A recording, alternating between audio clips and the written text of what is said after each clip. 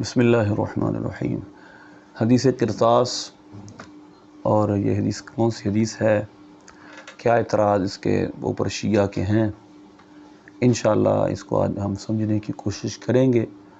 حضرت عمر فاروق کا کیونکہ آج یوم شہادت ہے، یکم محرم الحرام، اس مناسبت سے آپ پر اس بڑے اعتراض کا جواب جو شیعہ کی طرف سے ہے کہ انہوں نے معاذ اللہ نبی پاک صلی اللہ علیہ وسلم کے حکم کی حکم عدولی کی اور اس کا امتثال نہیں کیا، اس پر عمل نہیں کیا اور گستاخی معاذ اللہ ثابت کرتے ہیں اس سے، تو انشاءاللہ اس پر آج ہم بات کریں گے۔ اس کے کئی نکات ہیں، میں سب سے پہلے آپ کے سامنے حدیث بیان کروں گا۔ یہ حدیث صحیح بخاری میں بھی ہے، صحیح بخاری کے کئی مقامات 114 نمبر اور کئی اور نمبر ہیں۔ اسی طرح یہی مسلم شریف کی حدیث نمبر 4119 ہے، 20 ہے، 4121 ہے۔ اسی طرح یہ میرے سامنے مسند امام احمد ہے، اس کے کئی جگہوں مقامات پر یہ حدیث موجود ہے، یہ اس کا حوالہ ہے، اس کا ریفرنس ہے۔ اب حدیث کا لفظ کیا ہے؟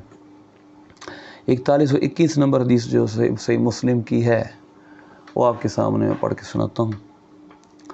حضرت سیدنا عبداللہ بن عباس رضی اللہ عنہما، میں کچھ حدیثوں کو آپس میں کچھ الفاظ جوڑ بھی دوں گا۔ اس حدیث کا پس منظر حضرت عبداللہ بن عباس رضی اللہ عنہما کا یہ ہے کہ سعید بن جبیر رضی اللہ عنہ نے دیکھا کہ حضرت عبداللہ بن عباس رضی اللہ عنہما نے جمعرات کا دن کا نام لیا، وما یوم الخمیس ثم بکا، کہا کیا ہے یوم الخمیس، کیا ہے جمعرات کا دن، پھر آپ رونے لگے۔ تو اس کے بعد آپ نے یہ واقعہ بیان کیا کہ جمعرات کے دن نبی پاک صلی اللہ علیہ وسلم پر درد کا غلبہ ہوا، اور اس وقت کیا تھا لما حضر رسول اللہ صلی اللہ علیہ وسلم، جب نبی پاک صلی اللہ علیہ وسلم کو وصال کا وقت قریب تھا، یعنی جمعرات کا دن تھا، 3 دن پہلے۔ ففی البیت رجال فیہم عمر بن الخطاب رضی اللہ عنہ، حضور کے گھر میں کچھ لوگ تھے جن میں عمر بن خطاب بھی تھے۔ فقال نبی صلی اللہ علیہ وسلم هلم اکتب لکم کتابا لا تضلون بعدہ، آؤ میرے پاس کتاب لاؤ، میں تمہیں کچھ لکھ دیتا ہوں، تم اس کے بعد گمراہ نہ ہوگی۔ اور ایک حدیث میں ہے ایتونی بکتف والدوات، یہ فرمایا او اللوح والدوات، میرے پاس کتف یعنی ہڈی کا شانے کی ہڈی لاؤ، یا فرمایا کہ میرے پاس لوح کاغذ اور قلم لاؤ، میں تمہیں لکھ دوں۔ اس وجہ سے اس حدیث کو جسے قرطاس کہا جاتا ہے، قرطاس کا معنی ہوتا ہے کاغذ۔ قرآن پاک میں بھی قرطاس کا لفظ ہے، جیسے ہے وَلَوْ نَزَّلْنَا عَلَيْكَ كِتَابًا فِي قِرْطَاسٍ، اگر ہم کسی قرطاس میں، کاغذ میں یہ قرآن نازل کرتے، لَمَسُوهُ بِأَيْدِيهِمْ، تو قرآن کفار اس قرآن کو چھوتے تو کہتے یہ تو شاید جادو ہے۔ اسی طرح اللہ نے یہودیوں کے بارے میں فرمایا وَمَا قَدْرُ اللَّهِ حَقَّ قَدْرِهِ، یہودیوں نے قدر نہیں کی جس طرح اللہ کی قدر کرنی چاہیے تھی۔ انہوں نے کہا کہ اللہ نے کسی بشر پر کوئی شے نازل نہیں کی، تو اب اللہ نے فرمایا قُلْ مَنْ أَنزَلَ الْكِتَابَ الَّذِي جَاءَ بِهِ مُوسَىٰ نُورًا وَهُدًى لِّلنَّاسِ تَجْعَلُونَهُ قَرَاطِيسَ، بتاؤ وہ کتاب جو موسیٰ علیہ السلام لے کر آئے وہ کس نے نازل کی تھی، اور تم اس کو قراطیس میں، قرطاس کی جمع ہے، پلل ہے، جس کا معنی ہے تم اس کو کاغذوں میں رکھتے تھے، تو قرطاس کا معنی ہے کاغذ، تو اس وجہ سے اس کو جسے قرطاس کہا جاتا ہے کیونکہ اس میں کاغذ اور قلم کی بات ہے۔ چنانچہ فرماتے ہیں نبی پاک صلی اللہ علیہ وسلم نے جب یہ فرمایا کہ میرے پاس کاغذ لاؤ، تو حضرت عمر فاروق رضی اللہ عنہ نے فرمایا ان رسول اللہ صلی اللہ علیہ وسلم قد غلب علیہ الوجع، نبی پاک صلی اللہ علیہ وسلم پر وجع کا، پین کا غلبہ ہے، درد کا غلبہ ہے۔ وعندکم القرآن حسبنا کتاب اللہ، اور ہمارے پاس اللہ کی کتاب ہے، تمہارے پاس اللہ کی کتاب ہے، یہ بھی، اور وہ ہمارے لیے کافی ہے۔ فاختلف اہل البیت، اب یہاں پر لفظ چیک کرنے یہ ہیں، غور طلب یہ ہیں کہ فاختلف اہل البیت، نام صرف حضرت عمر کا لیتے ہیں، اور لفظ کیا جس میں اہل بیت کا آپس میں اختلاف ہوا۔ معاذ اللہ ہم الزام نہیں دے رہے، یعنی مطلب بات یہ ہے کہ جو الزام حضرت عمر پر دیتے ہیں وہ باقیوں پر، باقی اہل بیت کے افراد پر، باقی جو اور جو نبی پاک صلی اللہ علیہ وسلم کے گھر والے تھے، ہمارے سروں کے تاج تھے، یقیناً سب قابل احترام ہمارے اہل سنت کے نزدیک ہیں، کسی کی گستاخی، کسی کے بارے میں بدگمانی جائز نہیں، تو جو الزام حضرت عمر پہ دیتے ہیں وہ ان پہ کیوں نہیں؟ فاختلف اہل البیت، اہل بیت کا آپس میں اختلاف ہوا، فاختصموا، انہوں نے آپس میں اختلاف کیا، فمنہم من یقول قربوا یکتب لکم رسول اللہ صلی اللہ علیہ وسلم، کچھ نے کہا نبی پاک صلی اللہ علیہ وسلم کے قریب کرو کہ وہ تمہیں یہ لکھ دے۔ اس کے بعد کچھ منہم من یقول ما قال عمر، کچھ وہ تھے جو حضرت عمر کی بات جو حضرت عمر نے کہی وہ کہتے تھے۔ اس جگہ وہ لفظ نہیں ہے لیکن باقی حدیثوں میں ہے احاجرہ استفہیمہ ہوا، یعنی نبی پاک صلی اللہ علیہ وسلم کیا دنیا سے جا رہے ہیں، احاجرہ کیا سرکار صلی اللہ علیہ وسلم دنیا سے تشریف لے جا رہے ہیں؟ اس تفہیم 4119 نمبر حدیث مسلم کی. ہاں کیا حضور دنیا سے جا رہے ہیں؟ اس تفہیم حضور سے پوچھ لو وہ 3 چیزیں کیا ہیں. حضور نے وہ 3 چیزیں بیان بھی کی ہیں، لیکن اس کے بعد سرکار نے پہلی چیز کیا تھی؟ اوصیکم بثلاثن اخرجوا المشرکین من جزیرۃ العرب. ان 3 میں سے جو حضور نے وصیتیں کی، فرمایا میں تم کو 3 چیزوں کی وصیت کرتا ہوں. ان میں سے ایک یہ ہے کہ مشرکین کو جزیرہ عرب سے نکال دینا، اور دوسری وصیت سرکار نے کیا فرمائی تھی؟ اجیز الوفد بنحو ما كنت اجیزهم. میں جو ڈیلیگیشن کے ساتھ، یعنی جو وفود کے ساتھ جو میں سلوک کرتا تھا، جو میں ٹریٹ کرتا تھا، ویسے ہی تم ان کے ساتھ ٹریٹ کرنا، سلوک کرنا. وسکت عن الثالثۃ، تیسرے سے آپ نے خاموشی اختیار فرمائی یا فرمایا؟ اور قالها، جو سرکار نے فرمایا ہے لیکن راوی کہتے ہیں میں بھول گیا. تو یہ حدیث ہے، اور اس میں لفظ یہ بھی ہیں دعونی، مجھے چھوڑ دو، فالذی انا فیہ خیر، کہ جس میں میں ہوں وہ اس سے بہتر ہے جس کی طرف تم مجھے بلا رہے ہو. یہ حدیث ہے جس کا کانٹیکسٹ مکمل ہوا. اس پر کلام ہم انشاءاللہ کرتے ہیں، اور اس کے یعنی کہ مختلف الفاظ پر ہم وضاحتی بات کریں گے انشاءاللہ.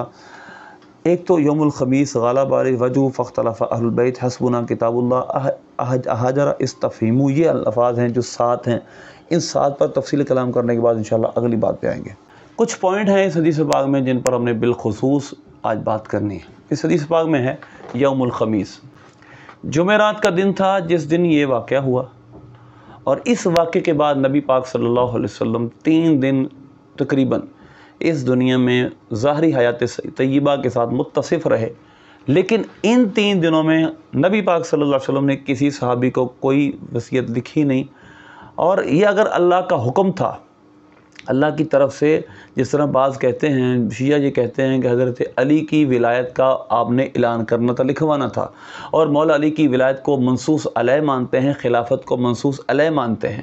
اگر یہ اللہ کا حکم تھا تو یہ ممکن نہیں ہے کہ نبی پاک صلی اللہ علیہ وسلم صحابہ کے سامنے اس طرح اس حکم کو بیان نہ کریں اور بعد میں اس حکم کو لکھوائیں نہ. یہ ہو نہیں سکتا. وجہ اس کی یہ ہے کہ سورہ مائدہ میں اللہ فرماتا ہے یا ایھا الرسول بلغ ما انزل الیک وان لم تفعل فما بلغت رسالتہ واللہ یعصمک من الناس. یہ تینوں اس آیت کے جملے بڑے اہم ہیں. یا ایھا الرسول بلغ، ہر قرآن پاک کا ہر لفظ اہم ہے، لیکن ہمارے موضوع کے اعتبار سے یا ایھا الرسول بلغ ما انزل الیک، اے رسول جو تم کو نازل کیا جاتا ہے پہنچاؤ. اگر یہ اللہ کی طرف سے منزل تھا کہ حضرت علی کو حضور نے خلیفہ لکھوانا تھا تو حضور نے حضرت عمر فاروق یا کسی بھی صحابی کے کہنے پر آپ اس سے پیچھے نہیں ہٹ سکتے. یہ نہیں ہو سکتا کہ 3 دن اس کے بعد آپ کو ظاہری حیات طیبہ کے ساتھ متصف رہے اور آپ نے لوگوں کو لکھوایا نہ ہو کہ حضرت علی میرے بعد خلیفہ ہیں. تو یہ بالکل آؤٹ آف کانٹیکسٹ بات ہے. نمبر 2، دوسرا لفظ کیا ہے؟ وَإِن لَمْ تَفْعَلْ فَمَا بَلَّغْتَ رِسَالَتَهُ. اگر آپ نہیں پہنچائے گئے تو آپ نے رسالت کو نہیں پہنچایا.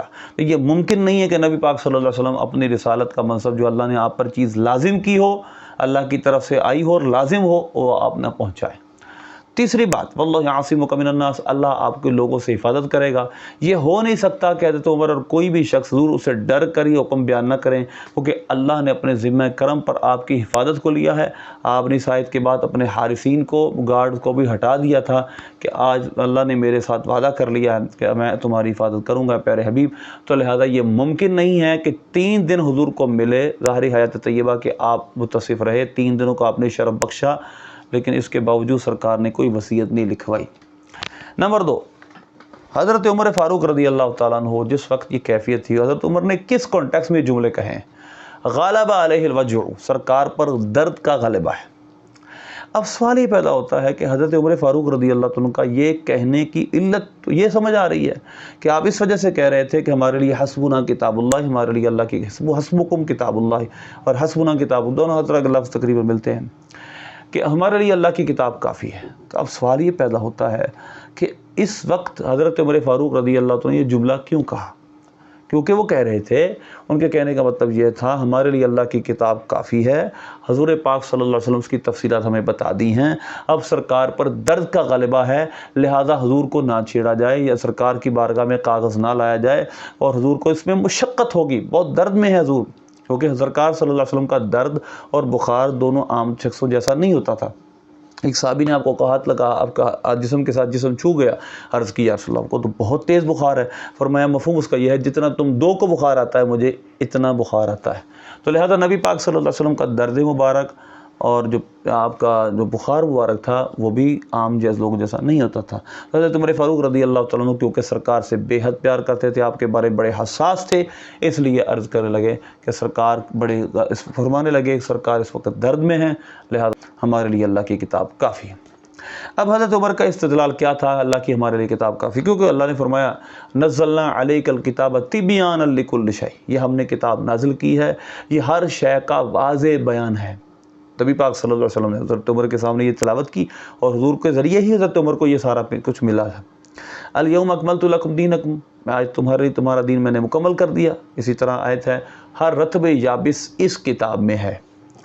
تو لہذا حضرت عمر فاروق رضی اللہ تعالیٰ نے استدلال قرآن سے ہی کیا تھا کہ اللہ کی کتاب ہمارے لیے کافی ہے۔ نبی پاک صلی اللہ علیہ وسلم نے تشریحات ہمیں بتا دی ہیں اور خطبہ حجۃ الوداع کے موقع پر آپ نے تکمیل دین کا اعلان کر دیا ہے، تو لہٰذا اب کوئی ایسا حکم یقیناً تھا کہ سرکار کو ہم اس وقت زحمت نہ دیں، حضور بڑی تکلیف میں ہے۔ اس سے اگلی بات ہم کرتے ہیں اور وہ یہ ہے کہ کیا حضرت عمر اس کے میں اکیلے تھے؟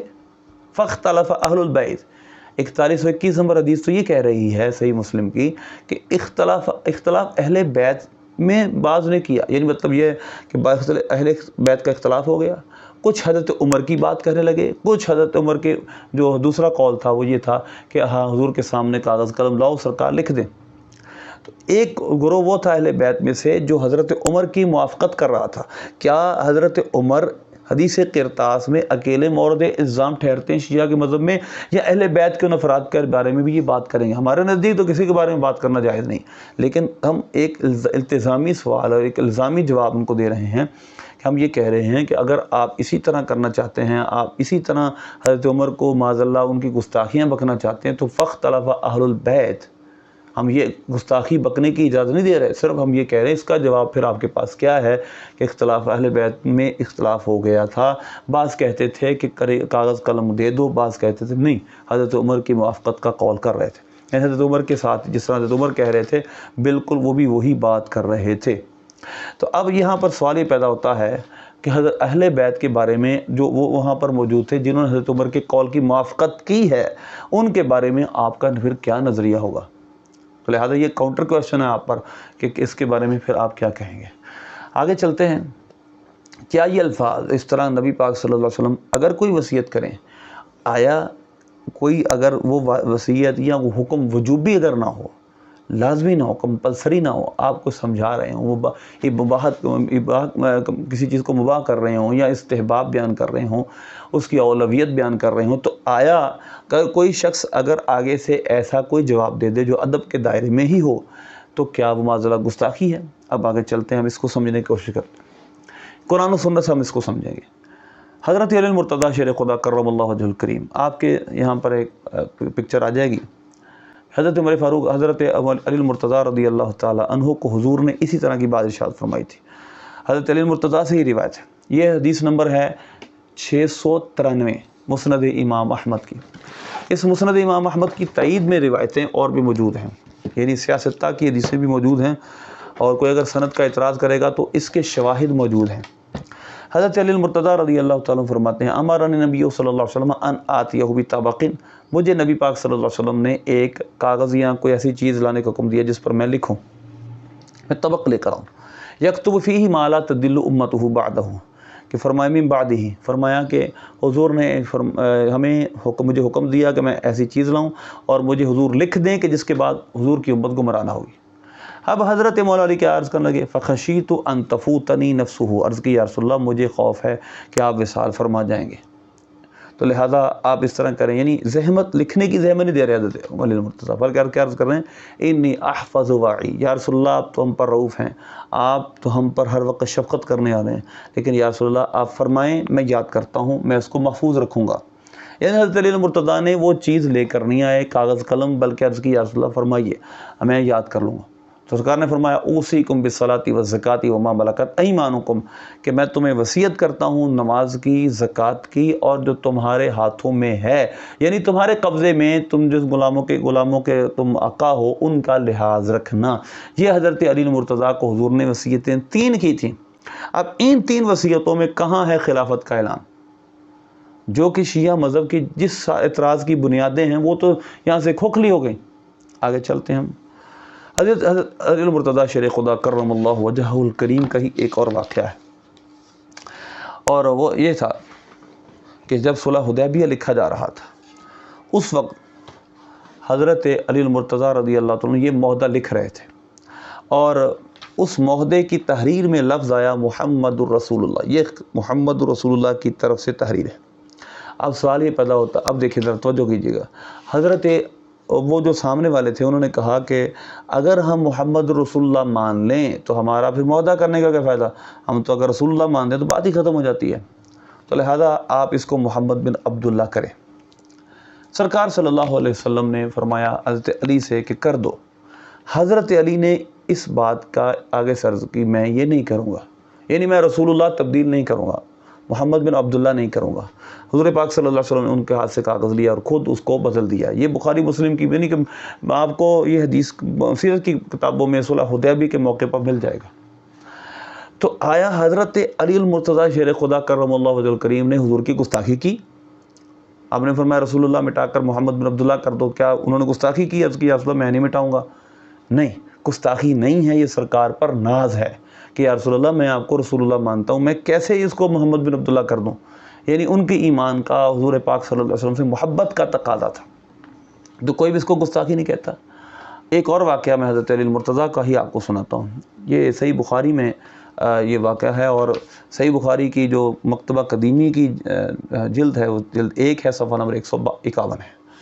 حدیث یہ ہے کہ نبی پاک صلی اللہ علیہ وسلم ایک رات، حضرت علی المرتضیٰ خود فرماتے ہیں، تشریف لائے ہمارے گھر میں، یعنی ہمارے گھر میں مجھے اور فاطمہ کو رضی اللہ عنہا کو جگانے کے لیے تشریف لائے، تو فرمایا لا تصلیانی، تم دونوں نماز نہیں پڑھتے؟ یعنی تہجد کی نماز تھی۔ عرض کی یا رسول اللہ صلی اللہ علیہ وسلم انفسنا بید اللہ فاذا شاء ان یبعثنا بعثنا۔ سرکار صلی اللہ علیہ وسلم سے عرض کرنے کے یا رسول اللہ ہماری جانیں اللہ کے قبضہ اختیار میں ہیں، وہ جب چاہتا ہے ہمیں واپس کر دیتا ہے۔ فانصرف حین قلت ذلک، جب میں نے یہ بات کہی تو سرکار لوٹے، ولم یرجع الی شیئا، حضور نے مجھے کوئی جواب نہیں دیا۔ ثم سمعت، پھر مولا علی فرماتے حضور فرما رہے تھے، ومول یضرب فاخذہ، حضور اپنی رانوں پر اپنا ہاتھ مار رہے تھے، فرما رہے تھے کان الانسان اکثر شیء جدلا، انسان سب سے زیادہ بحث کرنے والا ہے۔ تو کیا حضرت علی المرتضیٰ کا یہ جواب، سرکار تصلیان، عرض کرنے لگے انفسنا بید اللہ، فرمایا کہ تم نماز کیوں نہیں پڑھتے؟ عرض کرنے لگے یا رسول اللہ ہماری جانیں اللہ کے قبضہ اختیار میں ہیں۔ تو نبی پاک صلی اللہ علیہ وسلم نے حضرت علی المرتضیٰ کو نہ گستاخ فرمایا، نہ دار اسلام سے معاذ اللہ خارج فرمایا، نہ کوئی ایسا سخت جملہ فرمایا، بلکہ قرآن پاک کی ایک آیت سرکار نے تلاوت فرما دی۔ تو حضرت علی المرتضیٰ کا یہ استدلال بھی حضور پاک صلی اللہ علیہ وسلم سے سیکھا ہوا تھا، تو لہٰذا یہ گستاخی تو نہیں، نہ اس کو سرکار نے گستاخی کہا، نہ اللہ نے گستاخی قرار دیا۔ تو لہٰذا اس طرح کے جملے اگر شفقتاً محبتاً نازن بولنے سے اگر کوئی گستاخ ہو جاتا ہے تو معاذ اللہ ثم معاذ اللہ حضرت علی کے بارے میں آپ کیا کہیں گے؟ ہم تمہارا تو لفظ بھی گوارا، ہم زبان بھی گوارا نہیں کرتے ہیں جملے ہم استعمال کر سکے۔ یہ نبی پاک صلی اللہ علیہ وسلم کے سچے عاشق تھے، وہ مولا علی ہوں یا سیدنا عمر فاروق ہوں۔ اب آگے چلتے ہیں اور سمجھنے کی کوشش کرتے ہیں قرآن پاک سے، کیا ایسے جملے بولنے سے گستاخی ہو جاتی ہے جو ناز پر ہوں یا ہمدردی پر مشتمل ہوں یا اپنے کسی خدشے کے اظہار کے لیے ہوں؟ حضرت موسیٰ علیہ السلام سے اللہ نے فرمایا کہ جاؤ فرعون کی طرف جاؤ، سرکش ہو چکا ہے۔ 19واں پارہ ہے سورہ شعراء، اور کئی اور مقامات پر بھی ملتے جلتے الفاظ اور واقعات میں تھوڑا سا یعنی کہ کہیں بیان ہوا، کہیں تفصیل ہے، کہیں شارٹ کٹ۔ حضرت موسیٰ علیہ السلام کو اللہ نے فرمایا جاؤ فرعون کی طرف۔ عرض کی مجھے ڈر لگ رہا ہے، انی خاف ان یقتلون، مجھے ڈر ہے کہ مجھے قتل کر دیں گے۔ اور اس کے بعد ایک آیت میں یہ ہے کہ مجھے ڈر ہے اور میں ان کا بندہ قتل کر چکا ہوں، میرا سینہ تنگ پڑتا ہے، تو اے اللہ تو ہارون کو بھیج دے۔ اب یہ کیا یہ گستاخی تھی کہ اللہ فرما رہا ہے موسیٰ تم جاؤ عرض کریں یا رسول اللہ، اپنا خدشے کا اظہار کرنے کے بعد موسیٰ کو ہارون کو بھیج دے؟ یقیناً گستاخی نہیں تھی بلکہ اپنے خدشے کا اظہار تھا، جس کو اللہ نے پھر دور فرمایا کہ اے موسیٰ ایسا نہیں ہوگا کہ تم کو قتل کر پائیں گے، تم کو کچھ نہیں کر پائیں گے، تم جاؤ۔ حضرت ابراہیم علیہ السلام کے پاس قوم لوط کو عذاب دینے والے فرشتے ٹھہرے۔ هل اتاک حدیث الضیف ابراہیم المکرمین اذ دخلوا علیہ فقالوا سلاما قال سلام قوم منکرون، یہ پورا واقعہ ہے جو قرآن پاک میں کئی مقامات پر ہے۔ حضرت ابراہیم علیہ السلام کے پاس وہ معزز مہمان آئے، وہ فرشتے تھے، آپ نے وہ بچھڑا فقربہ الیہ، اور آپ نے ایک بچھڑا ذبح کیا، ان کے قریب کر دیا، انہوں نے نہ کھایا، پھر آپ نے وہ سارا واقعہ ہوا۔ تو انہوں نے پھر آنے کا مقصد بیان کیا کہ ہم قوم لوط کو عذاب دینے آئے ہیں۔ حضرت ابراہیم علیہ السلام کا جو الفاظ ہیں وہ قرآن پاک میں یہ ہیں، یجادلنا فی قوم لوط، اور قوم لوط کے بارے میں ہم سے جھگڑنے لگا، مجادلہ کرنے لگا۔ مجادلہ بستر ہے، اس کے صیغہ واحد مذکر کا ہے، یجادلو، نا ضمیر منصوب متصل، اس کا مفعول بھی اب رب فرما رہا ہے وہ ہم سے جھگڑنے لگا قوم لوط کے بارے میں۔ ہم نے کہا انہم آتیم عذاب غیر مردود، اے ابراہیم ان سے آپ اعراض کیجئے، ان پر ایسا عذاب ہے جو ٹلنے والا نہیں ہے۔ خدشہ کیا تھا؟ ان فیہا لوطا، اے اللہ ان فرشتوں، ان میں تو لوط علیہ السلام موجود ہیں، اور جب تک نبی موجود ہے اس وقت تک اس قوم کو عذاب نہیں آتا۔ اس قوم میں جب تک نبی ہے تو انہوں نے عرض کی ہم لوط علیہ السلام کو نکال لیں گے، ایمان والوں کو نکال لیں گے، اس کے بعد عذاب دیں گے۔ تو کیا حضرت ابراہیم علیہ السلام اللہ کے اس یعنی یجادلنا فی قوم لوط، کیا گستاخی تھی؟ کیا اللہ کے حکام کو بعض اللہ انہوں نے پس پشت ڈالنے کی کوشش کی؟ ایسا نہیں ہے، بلکہ انہوں نے ایک خدشے کا اظہار کیا کہ ان میں لوط علیہ السلام موجود ہیں، ان کو قوم کو عذاب کیسے ہو سکتا ہے اس طرح۔ انہوں نے فرشتوں نے وہ خدشہ دور کیا کہ ہم قوم لوط کو عذاب اس طرح دیں گے کہ ہم لوط علیہ السلام کو اس میں سے نکال لیں گے۔ تو لہٰذا اس طرح کے الفاظ بولنے سے قطعاً گستاخی ثابت نہیں ہوتی۔ پھر حضرت عمر فاروق رضی اللہ عنہ کا، جیسے میں نے پہلے عرض کیا، یہ حساس معاملہ تھا، اتنے حساس تھے، کتنے واقعات ہیں۔ حضرت عمر فاروق رضی اللہ عنہ وہ سب سے زیادہ یہ جملہ استعمال کرنے والے، جس نے گستاخی کی عرض کرنے لگے یا اللہ، یا ایسا جملہ بولا جو سرکار کی شان کے لائق نہیں تھا، یا اس طرح کے معاملات میں کوئی بھی ایسا معاملہ کسی سے ہوا، حضرت عمر فاروق رضی اللہ عنہ سب سے پہلے عرض کرنے والے تھے، یا رسول اللہ حکم دیں تلوار سے سر قلم کر دیتا ہوں۔ جب ایک خارجیوں کا بڑا سرگنا ذوالخیسرہ نے سرکار صلی اللہ علیہ وسلم سے عرض کی کہ اے دل یا محمد، سرکار کی گستاخی کی، حضرت عمر فاروق عرض کرنے لگے یا رسول اللہ مجھے اجازت دیجیے سر قلم کر دوں۔ اسی طرح جب بشر منافق نے سرکار کا فیصلہ نہ مانا، حضرت عمر نے اس کا تلوار سے سر قلم کر دیا، اور اللہ نے تائیداً قرآن پاک کی آیات نازل فرما دی، فلا وربک لا یؤمنون حتی یحکموک فیما شجر بینہم۔ تو لہذا حضرت عمر فاروق رضی اللہ تعالیٰ عنہ سرکار کے معاملے میں اتنے حساس تھے۔ صحیح بخاری و مسلم کی حدیث ہے کہ جب کچھ لوگوں نے حضور سے وہ سوال کیے جو راوی کہتے ہیں بڑے حضور کو ناگوار گزرے، سرکار ممبر پر جلوہ فروز ہوئے، سلونی اما شئتم، پوچھو جو تمہارا جی چاہتا ہے۔ حضرت عمر فاروق ادباً عرض کرنے لگے، یعنی جلال دیکھا سرکار کا تو حساس تھے، عرض کرنے لگے رضینا باللہ رب وبالاسلام دینا ومحمد النبی، ہم اللہ کے رب ہونے پر، اسلام کے دین ہونے پر اور آپ کے نبی ہونے پر راضی ہوئے۔ سرکار کا جلال ختم ہوا۔ تو یوں ایک حضرت عمر فاروق رضی اللہ عنہ کی شخصیت میں سرکار کے ساتھ حساسیت ہے، وہ حساس تھے اور فرما رہے تھے سرکار پر درد کا غلبہ ہے، اس وقت سرکار صلی اللہ علیہ وسلم کو زحمت نہ دی جائے لکھنے کی، ہمارے لیے کتاب اللہ کافی ہے۔ اور پھر اگلا مسئلہ جو ہے وہ قابل غور یہ ہے کہ حضرت عمر فاروق رضی اللہ تعالیٰ عنہ کی یہ طبقات ابن سعد میں ہے کہ حضرت عمر فاروق رضی اللہ تعالیٰ عنہ کا گمان یہ تھا کہ نبی پاک صلی اللہ علیہ وسلم ابھی وصال ہی نہیں فرمائیں گے۔ لفظ یہ ابن عباس رضی اللہ عنہما ان نبی صلی اللہ علیہ وسلم قال فی مرض الذی مات فی ایتونی بدوات وصحیفۃ اکتب لکم کتابا لن تضلوا بعدہ ابدا۔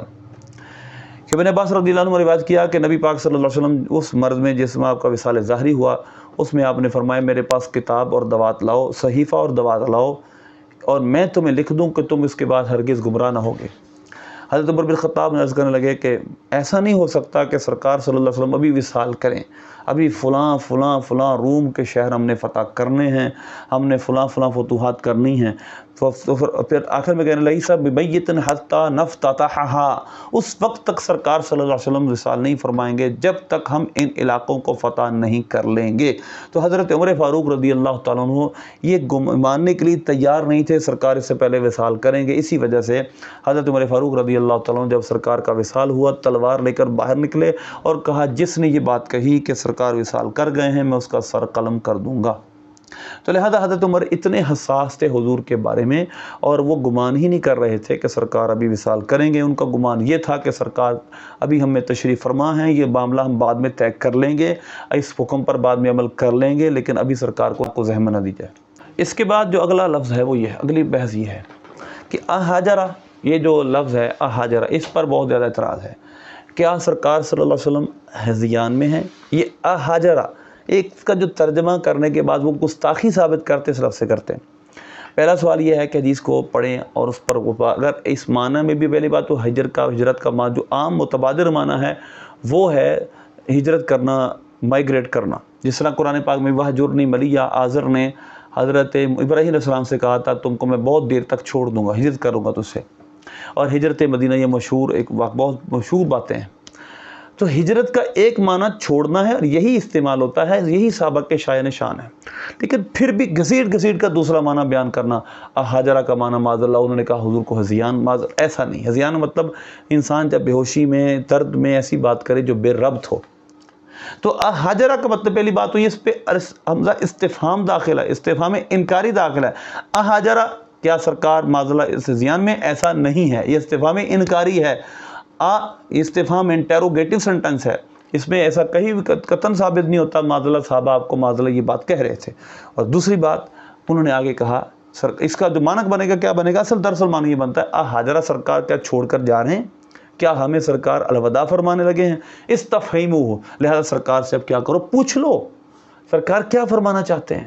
تو سرکار نے پھر 3 باتیں ارشاد فرمائیں، 3 باتیں بتائیں۔ ایک تو یہ کہ مشرکوں کو اخرج المشرکین من جزیرۃ العرب، جزیرہ عرب سے مشرکوں کو نکال دو۔ اور دوسری بات فرمائی کہ تم وفود کے ساتھ وہ معاملہ کرو کہ جو میں کیا کرتا تھا، یعنی جو ریلیگیشن باہر سے آتے تھے ان کے ساتھ جو میں معاملہ کرتا تھا تم وہی معاملہ کرو، یعنی جس طرح میں ان کے ساتھ ٹریٹ کرتا تھا تم ویسے ہی ٹریٹ کرو۔ اور تیسری بات وہ راوی بھول گیا یا انہوں نے بیان نہیں کی۔ اب سوال یہ پیدا ہوتا ہے اگر وہ تیسری بات خلافت کی بات تھی تو میں نے جیسے پہلے عرض کیا یہ ہو نہیں سکتا کہ سرکار صلی اللہ علیہ وسلم کو اللہ کوئی حکم دے اور سرکار اس کو بیان نہ کریں۔ اور اگلی بات جو سمجھنے والی ہے، جو ایک اگلا بہت اہم پوائنٹ ہے، دعونی، حضور نے فرمایا مجھے چھوڑ دو، مجھے چھوڑ دو، انا الذی خیر، اب میں جس میں ہوں، جس حالت میں میں ہوں وہ تم سے، والذی انا فیہ خیر، جس حالت میں میں ہوں وہ اس سے بہتر ہے جس کی طرف تم مجھے بلا رہے ہو۔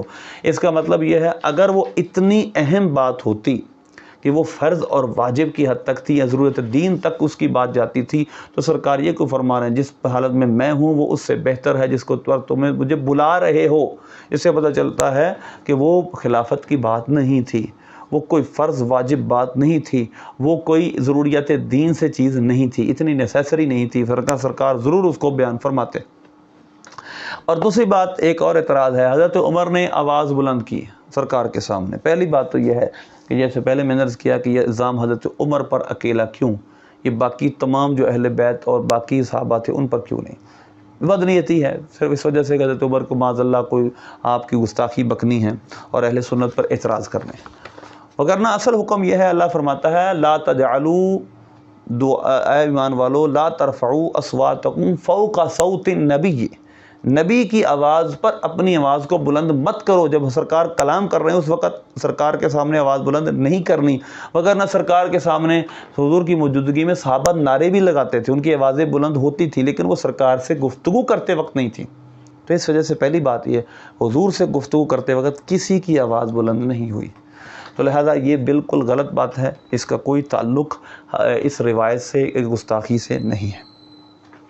اور آخری بات یہ ہے کہ یہ خلاف اولا حکم تھا، بہتر یہ تھا کہ لکھا جاتا، لیکن حضرت عمر فاروق رضی اللہ تعالیٰ عنہ اور صحابہ کا اجتہاد یہ تھا کہ سرکار اس وقت دنیا میں تشریف فرما ہیں، بعد میں موقع ملے گا ہم لکھ لیں گے، لہذا ابھی سرکار کو ہم زحمت نہ دیں۔ تو لہذا اس وجہ سے پیر تک سرکار صلی اللہ علیہ وسلم اس دنیا میں تشریف فرما رہے، لیکن حضور نے کوئی تحریر نہیں لکھوائی بلکہ آپ نے 3 وصیتیں بتا دیں۔ اور دوسری بات یہ ہے کہ اگر یہی بات بار بار نہیں حضرت عمر فاروق رضی اللہ تعالیٰ عنہ اس وجہ سے روک رہے تھے، حضرت علی کی خلافت کا اعلان تھا، تو پھر نبی پاک صلی اللہ علیہ وسلم کی متواتر درجے کی حدیثیں ہیں کہ حضور نے مروا ابا بکر یصلی بالناس، ابو بکر سے کہو کہ لوگوں کو نماز پڑھائیں، نہ کوئی شیعہ نہ کوئی سنی کتاب میں اس کا انکار ہی نہیں ہے، سب یہ مانتے ہیں کہ حضرت عمر فاروق کو ہی حضور نے اپنے مصلی پر، حضرت ابو بکر صدیق کو ہی حضور نے اپنے مصلی پر کھڑا کیا تھا۔ حضرت ابو بکر صدیق کو حضور نے اپنے مصلی امامت پر کھڑا کر کے کیا اشارہ دیا تھا؟ اگر یہی بات کہی جائے تو حضرت ابو بکر صدیق رضی اللہ تعالیٰ عنہ کے بارے میں حدیث صحیح مسلم میں ہے، اور صحیح مسلم کی دوسری جلد صفحہ نمبر 273، اور یہ مطبوعہ نور محمد۔ حدیث یہ ہے کہ حضرت عائشہ صدیقہ رضی اللہ تعالیٰ عنہ فرماتی ہیں، حضور پاک صلی اللہ علیہ وسلم نے اپنے مرض موت میں، یعنی جس میں آپ دنیا سے رحلت فرما کے گئے، اس میں مجھے فرمایا کہ ابو بکر کو بلا لو، ابا بکر و اخاکی و اباکی و اخاکی، اپنے بھائی اور اپنے باپ کو بلا رہا ہو، حتی اکتب لکم کتابا، یہاں تک کہ میں تمہیں ایک کتاب لکھ دوں، یہ تحریر لکھ دوں، فَإِنِّي خَافُ يَتَمَنَّى مُتَمَنٍّ، مجھے خوف یہ ہے کوئی تمنا کرنے والا تمنا کرے گا، وَيَقُولُ أَنَا أَوْلَى وَيَأْبَى اللَّهُ وَالْمُؤْمِنُونَ إِلَّا أَبَا بَكْرٍ، اور وہ کہے میں بہتر ہوں خلافت کے معاملے میں، لہذا اللہ اور مومن ابو بکر کے علاوہ کسی پر راضی نہیں ہوں گے۔ تو لہذا نبی پاک صلی اللہ علیہ وسلم نے تو تحریر کے متعلق یہاں تک کہ ارشاد فرمایا فی مرضی ہی، اور حضرت عائشہ صدیقہ یہ حدیث بھی اس وقت ہی بیان کر رہے ہیں جب سرکار صلی اللہ علیہ وسلم کا وصال ہوا، اس مرض کے اندر ہی سرکار نے یہ حضرت عائشہ صدیقہ کو فرمایا۔ تو لہذا اس اعتراض کی جڑ کٹ جاتی ہے، جو اس اعتراض کی بنیاد ہے وہ یہ ہے کہ نبی پاک صلی اللہ علیہ وسلم نے خلافت کا لکھ کے دینا تھا، لہذا اس میں ایسی کوئی خلافت کی بات نہیں تھی حدیث قرطاس میں، جس کی وجہ سے اتنی بڑی گستاخیاں اور صحابہ کے بارے میں اتنی بدگمانیاں پھیلائی جائیں، لوگوں کو ان کے خلاف کیا جائے۔ اللہ ہمیں ان لوگوں سے محفوظ رکھے، ان کی شرارتوں سے محفوظ رکھے، اللہ ہمیں صحیح معنوں میں اللہ اپنے حبیب کا عشق اور صحابہ کا ادب عطا فرمائے۔